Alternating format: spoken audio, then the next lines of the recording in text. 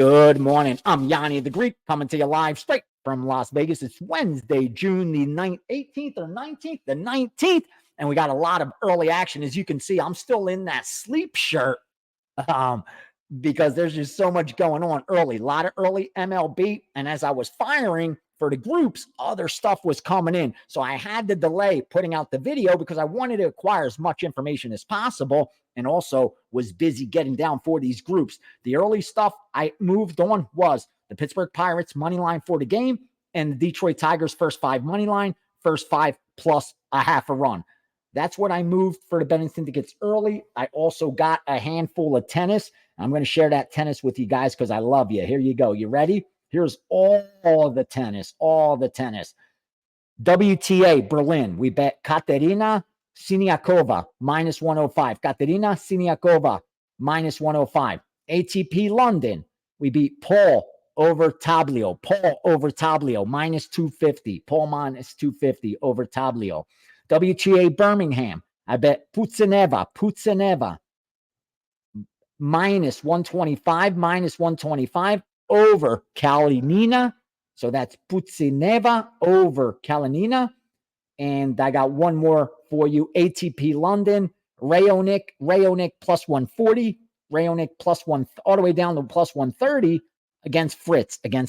So that was some tennis action. And I know I released a premium play or two on those as well. Now, like I do, I tell you when I win, I tell you when I lose.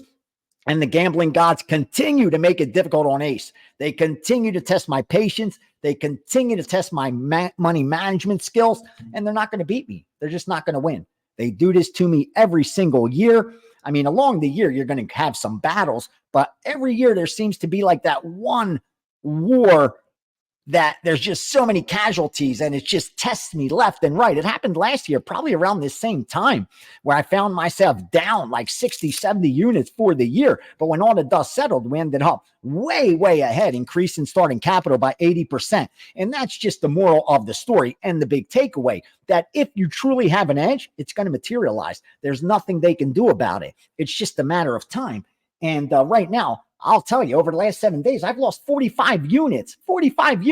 Now, we bet 0.25 of that. We're not idiots. We don't bet 3%, 4%, 5% on a play, or else we'd be broke. I would have been down 50% of my bankroll. Like, only a fool would do that in a week. That's not going to happen to us. But we've still lost. If we lost 45 units, 0.25 of that, it's about 11 units. So about 10, 11% of bankroll in a week. Now, we can't forget what we were up leading into that week, or what we've been up last year, years before that. So you got to zoom out. But I can't overlook the fact that we're just getting our ass kicked right now. And I've got a minus 14% ROI the last 7 days. Now, that's just not sustainable. That's like almost like me saying I'm going to be able to sustain a plus 15% ROI. I can't do that. Nobody can do that. So we're going to regress towards the mean. And you know what my mean is? I've turned a profit 8 of the last 9 years. I'm number one at Wager Talk since the site launched.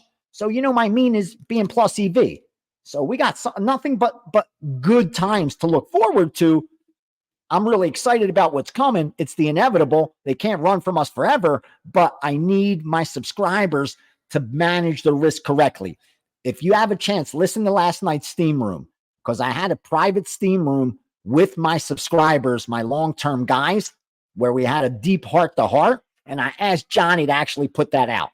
I thought it was important enough for all bettors to hear from a professional who has to deal with some horrific runs, and how I've had to deal with it, how I've urged my long-term guys to deal with it, and what have been the results. I had some guys in there who survived last season's down and shared their experiences. So you'll really take a lot from it. If you have a chance, listen to that. If you're driving or something like that, it's a decent listen.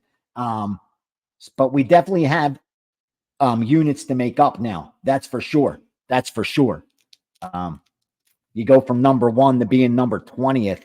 That's not nothing to brag about. Nothing to brag about for 2024. Fortunately, we're only 6 months in, and the best is still ahead. And this is one long war with a bunch of battles. So far, 2024, they're winning the battle. They lost it early on. We came out the first 2 or 3 months nicely ahead, but the last month or so just has, telling it like it is, just gotten her ass kicked. So just like we celebrate the good, we're going to have to face the bad and just keep plugging away. Now, real quickly, let me see if I could share a premium play or two with you guys. Here we go. Here we go.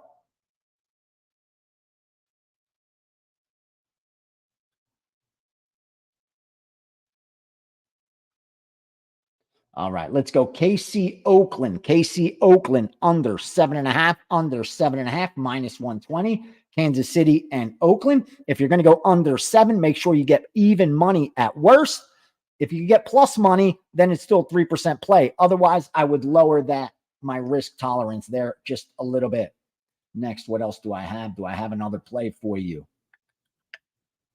Yeah, let's go Cleveland. Let's go Cleveland. Cleveland money line. Cleveland money line.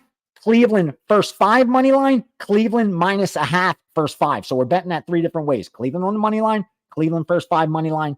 Cleveland minus a half a run first 5. So there you have it. Under KC Oakland. Cleveland game. Cleveland first 5. There's 3 good picks for you. Premium plays. Like I said, I promised you when this started, if you bet everything I release as premium here and manage your risk the way I urge, come back to me next June, and I am extremely confident, make us a huge favorite, that you will have turned the profit for sure. This is all gold that I'm giving you. All of it's gold. All of it's gold. All right. Now, let's get to some questions. I was a little...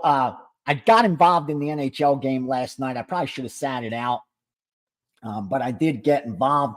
And luckily, I had prepared to play a progression. I'll tell you that now. I'm betting Florida. I'm betting Florida next game, and I'm doubling up the following game. I was strictly betting that Edmonton would not win 3 straight. That was the bet I was going against. I was willing to do a progressive that Edmonton will not win 3 straight games. That was the bet that I was making.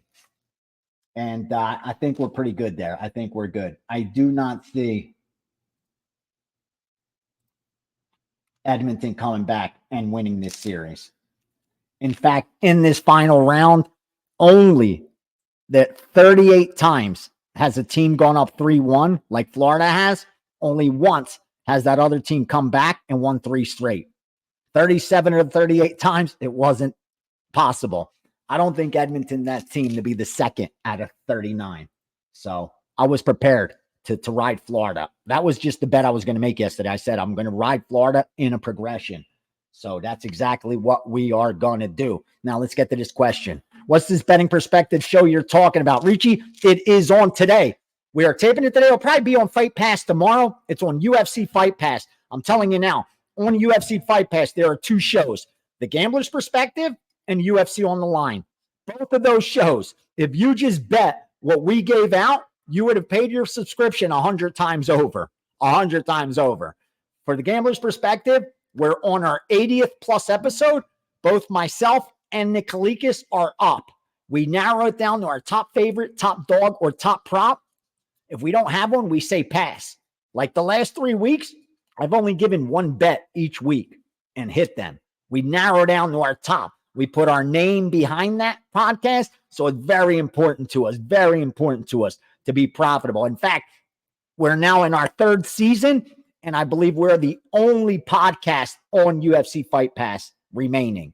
So we've built a very good following because of the information we share and because of the results. And you already know about UFC on the Line. I'm in my 6th season. I turned a profit in 4 of the last 5, and I'm so far ahead in this one. I think it'll be nearly impossible for me not to have a winning 2024 there, just with the amount of shows we have left. So make sure it's on UFC Fight Pass, The Gambler's Perspective, and UFC on the Line. You will not be disappointed. It'll pay for that subscription itself. That much you can guarantee. All right, VR, if you bet every regular season win total that is off 35 cents or more at a slow moving book, would it be profitable? It should. It should. Now, not necessarily in the short term, but in the long term, Like you're getting the best of it, so it makes you a favorite, even if you place 5 of them. Let's say you only find 3 of them. Let's say you only find 3 that are 35 cents off. You're a favorite. You're a heavy favorite in every single one, but you can still go 0-3. You can still go 0-3, even though you place great bets. But if you're able to do that again and again and again and again, you're a lock to be profitable. You're mathematical certainty to be profitable if you manage risk correctly. Remember, that's the caveat. The picks are irrelevant if you don't manage risk correctly. You will be ruined with certainty if you don't manage risk correctly, even with an edge. Remember that, even with an edge. Because if you only have 200 units, let me do a little math for you real quickly. Let me do a little math, okay? Let me get the little math.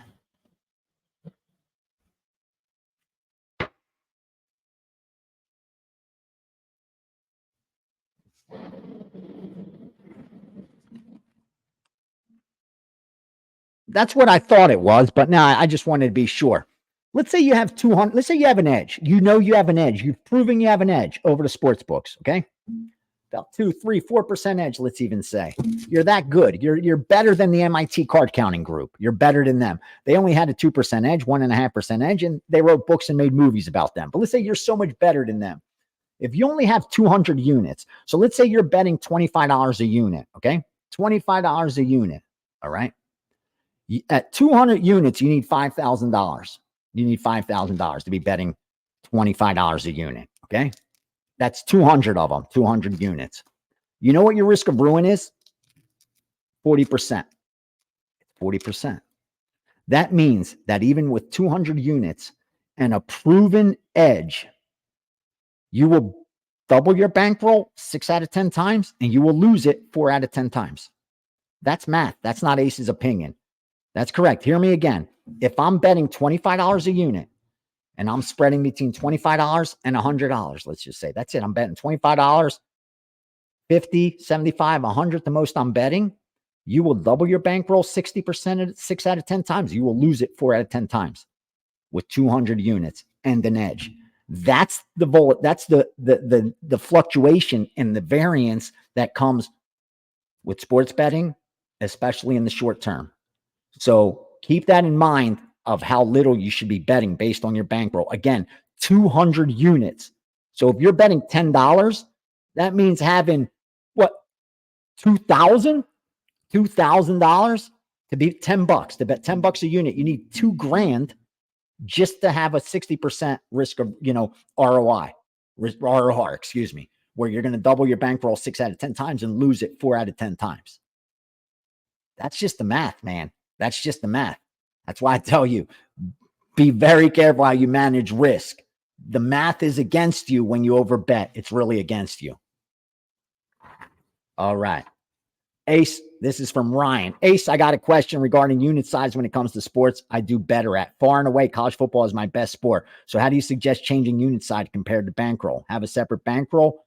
What should my college football bets be compared to, say, the marathon baseball is? I realize you can't answer this without knowing my ROI in each sport, but just in general, my personal experience. If you're more confident and do better betting college football, I would focus mostly on college football, to be honest with you. Like that would be the primary. If that's the market you're destroying, then keep destroying it. Obviously, keep your unit size low in comparison to your bankroll. I just touched on risk of ruin so that your risk of ruin is low. But if that's where you feel most confident and that's where you've had the best results, that's where you need to be focusing the most of your capital and not on the other sports. Now, if the other sports year round have been profitable for you, continue doing what you're doing. Don't change that. But as far as increasing your bet size when it comes to college football, I think you should only do that if you increase your bankroll. Because if you don't increase your bankroll, but you increase your bet size, you're going to increase your risk of ruin. And if you're okay with that, taking on more risk because you think you're more competent in college football, so you could take on more risk, that's okay. That's okay too. But no, that's what you're doing. That now, like, let's say you're usually working with a 400 unit bank, but now you're going to bet bigger, double up your bets in college football. So it's now a 200 unit bet. Know that you went from, a 20% risk of ruin to now 40% risk of ruin. If you're okay with that, then go ahead and double those bets as if you're working with that type of bankroll. That's my advice, Ryan, that I would bet it like I urge you guys to do it. And then if I felt really confident about a particular sport enough to increase my bet size without increasing my bankroll, then I need to know going in that I also increased my risk of ruin. And as long as you're comfortable with that, have at it, man. And I hope you're able to profit more than you would have otherwise. I want you to take full advantage and take the max potential, because the only thing worse than overbetting is underbetting your edge. That's it. The only thing worse than overbetting is underbetting your edge. If you're not taking full advantage of your edge, then again, that's worse. That's even worse in my eyes. And that's what I did for a really long time. Like I didn't take advantage of my edge. I overbet or underbet, never right size bet. All right. Ace, when do you decide to take out from your bankroll? Great question. Great question. That's a perfect question for me, because I've come to a point where I don't add to my bankroll, meaning I start with the same bankroll every year now, at least the last 6 years. Yeah, shit. Wow. Well before COVID, where I bet size between 1,000 and 5,000, and I don't want to go up from that. I don't need to bet more. I'm good 1x to 5x. So I don't need to add to that bankroll. What I do is every year at the end of the year, I don't touch it till the end of the year, just like a corporation. And then I check them. I check my figures. I have every week I keep results. So I see, what did I make for the year? Average. What was my overhead for the year? And then that's my profit. That's my profit. I take that and I decide what to do with it. Personally, I enjoy a little bit of it. Like, let's say last year's profit, I'm just going to be honest with you. We increased starting bankroll by 80%. To bet 1,000 to 5,000, you need a 400 grand bankroll. That's what I'm working with. So 80% increase in that was 320,000. Out of that 320 grand, I probably should have been a little bit tighter. But what I did is I took 70,000 of that and I put that towards a car that I bought. I financed too, because I needed to build some credit, but I took that 70 and put it towards a car I had, and I took the other 250 and it's in other investments. I split it up. 125 I have sitting, getting USDC 5.5% per year, because I'm waiting to buy crypto, waiting for the opportune time. I'm waiting for that market to hopefully go to where it's going so I could deploy for crypto. And then I put the other 25. I wanted physical gold. And every time gold dips, I've been buying some gold, because I'm good with art. I have enough with art. This year's what I want to do with this year's money. We sat down with my girl, and this is our plan for this year. What we make off it, we want to buy rental properties, investment homes. So that's our goal for 2024.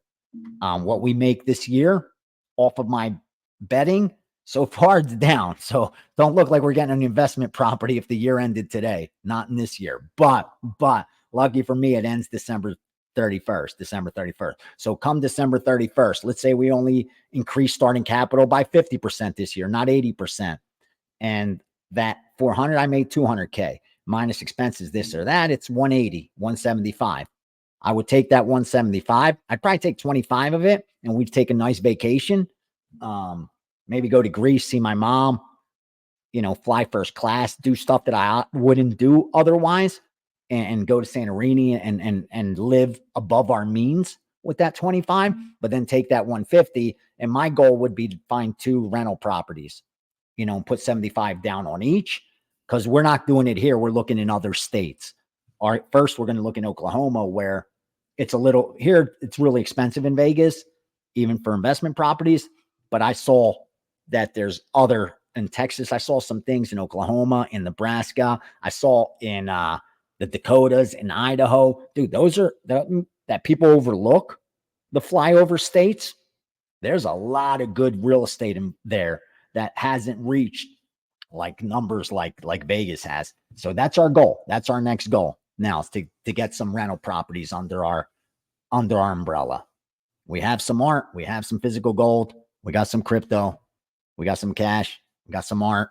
Now let's get some rental properties under us and, eventually stop doing this shit and do that. That's the goal. So I urge you now, if you're still adding your bank, still trying to build your bankroll, like I was doing when I was still at like 80,000, 100,000, 150 at the end of the year, whatever let's say I won 70,000.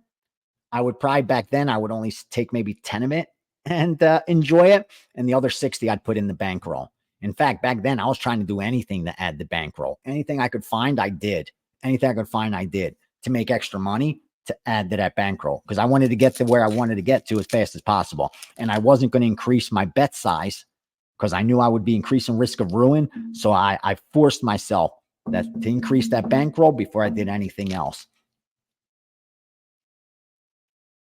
All right. We all go through down periods. I love this, Jared. If we are being honest, yes, sir. Yes, sir.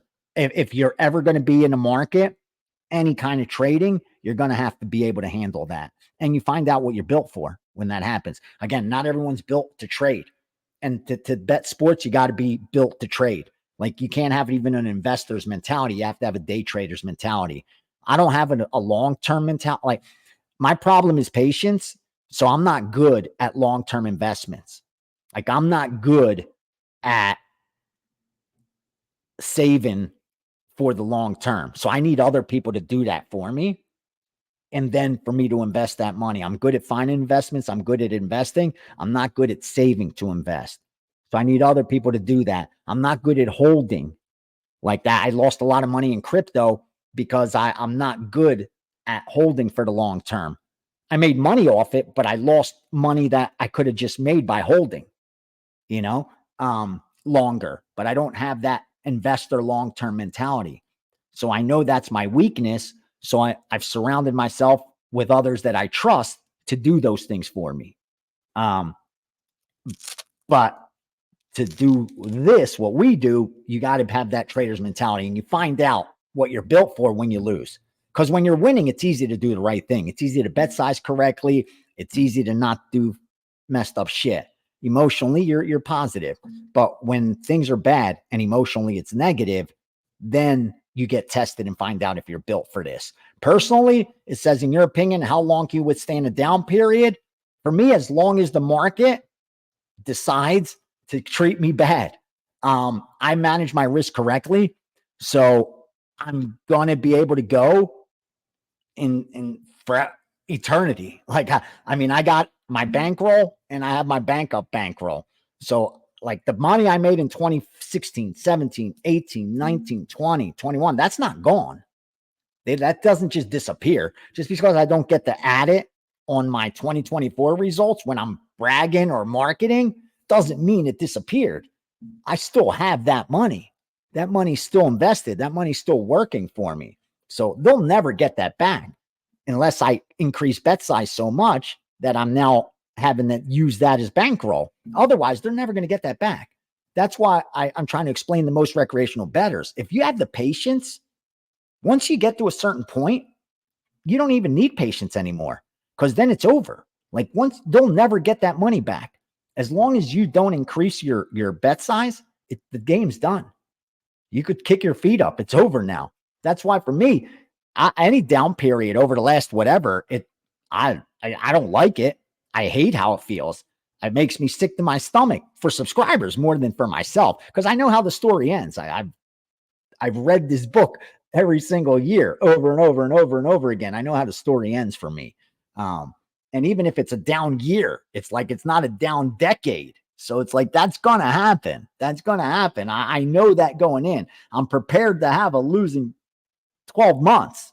That's over a 12-month period, to be negative over a particular 12 months. But over 30 months, 50 months, 70 months, it's been a great business. It's like any business. You could find a bad month, a bad week, a bad weekend, a bad 3 months in any business, in the most successful businesses. Shit, I could pull up right now any stock. Here, I'll look at Tesla. Tesla was on January, it was trading at $260. At the end of April, it was trading at $160. Still an amazing company. with a great, bright future, but they had a down couple months. Whether it's revenue, whether it's that's going to happen. That's going to happen. What do you say? You throw Tesla out? We toss them like, now they're never going to bounce back. They suck. No, they know how it works. You have periods of times where business is great, periods of time when business is bad. If it's a good business, a good sustainable business, a good business model, then business is going to be just fine. So I could withstand. The truth is, whatever the market's dishing out, I can take it. Like the Stoics say, like Marcus Aurelius said, that's all you got? Give me more. Give me more. When he had a bad day, when things went worse for him, he would tell the universe, that's all you have for me? That's it? I can take that. That's all you got? You give me more. I could lose more. Go ahead. That's all you got for me, market? Give it to me. Give it to me. That's my attitude. I have that Stoics attitude when it comes to that shit. Like sports betting market, go ahead. That's all you got? 4 losing weeks? Go ahead. Fuck you. I got you. I got you. Let's look at last year. Let's look at the last 5 years. Let's look at the last 10 years. You ain't got shit on me, market. That's how I look at it. Like, that's all you got. A losing week, a losing month. That's all you got. I can take it. I can take it. I'm a big boy. I've been doing this for a long time at the highest level for the most profitable and respected groups in the planet. Believe me, losing is something I'm good at. I hate to put it that way, but I'm great at losing. I'm great at it. And I wish someone could cut that out, make a meme of it so I look foolish. But as a sports bettor or any good trader, they'll understand. That is a brag that I'm good at losing. I can handle losing. I got thick skin and I'm a grown ass man. I could deal with it. Thank you, Jared Weiss. Thank you for that question, because that is true. We're all going to go down periods, and we all got to ask ourselves, how much could I withstand so I don't dig a big hole and I don't do anything crazy and hurt myself? I bet size correctly. I manage risk correctly. I'm not going to hurt myself.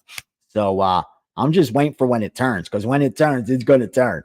When that mean reversion comes, oh boy, look out. It's coming. It always does. I love you guys. Have a great day. And make sure, gambler's perspective, UFC on the line, only if you like money.